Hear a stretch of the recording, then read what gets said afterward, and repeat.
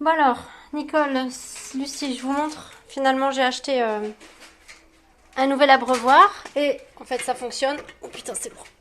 Donc, je vais vous montrer comment ça marche. Donc, en fait, ici, vous soulevez le couvercle là. Ça se penche. Hop. Alors, je vais peut-être le passer par l'autre côté en fait.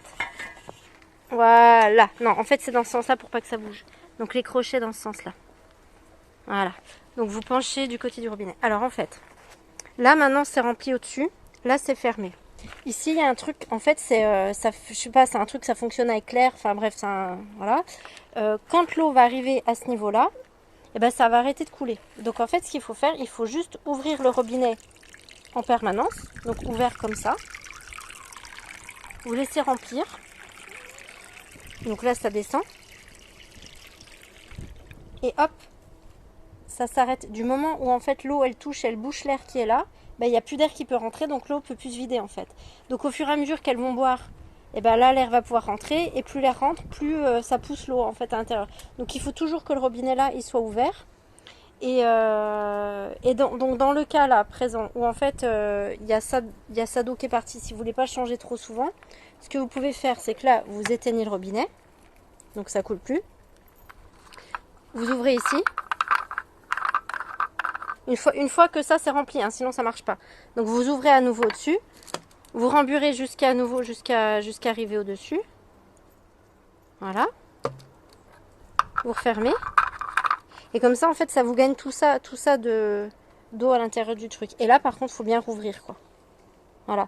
Et donc après, vous n'avez plus qu'à remettre le capot en métal dessus, comme ça.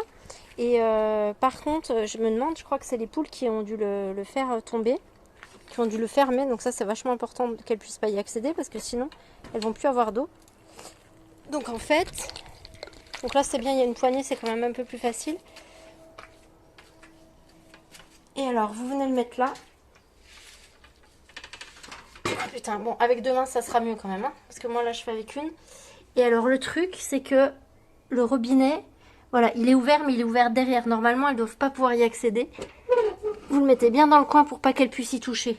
Comme ça, on est sûr qu'elles auront toujours de l'eau. Et ben voilà. Et en fait, à la limite, même, vous avez même pas besoin de le porter. Parce que je regarde. Si on soulève comme ça. Ouais, si vous tenez avec une main comme ça le truc là pour pas que ça tombe, que vous dévissez et que vous remplissez avec une bouteille, c'est bon, il n'y a même pas besoin de le bouger.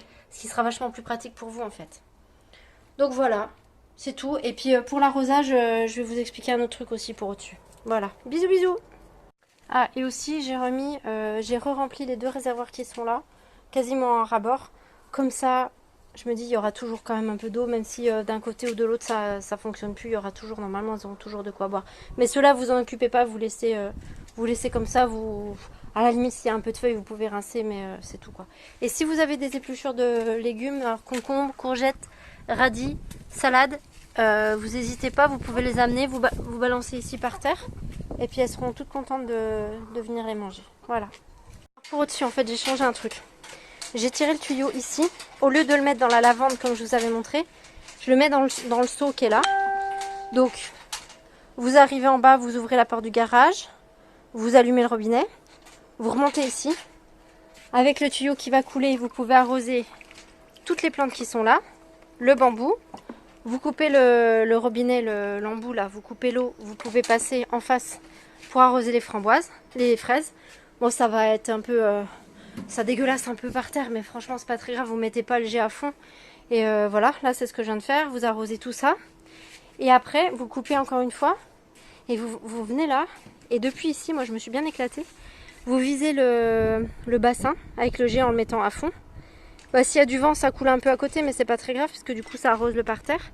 Vous visez donc le bassin, la petite plante rouge qui est juste là.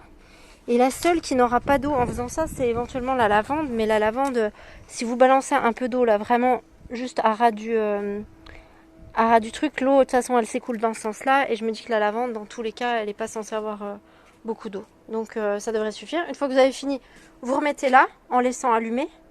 pour pas que ça fuit trop en bas. Vous redescendez, vous éteignez et comme ça c'est fait.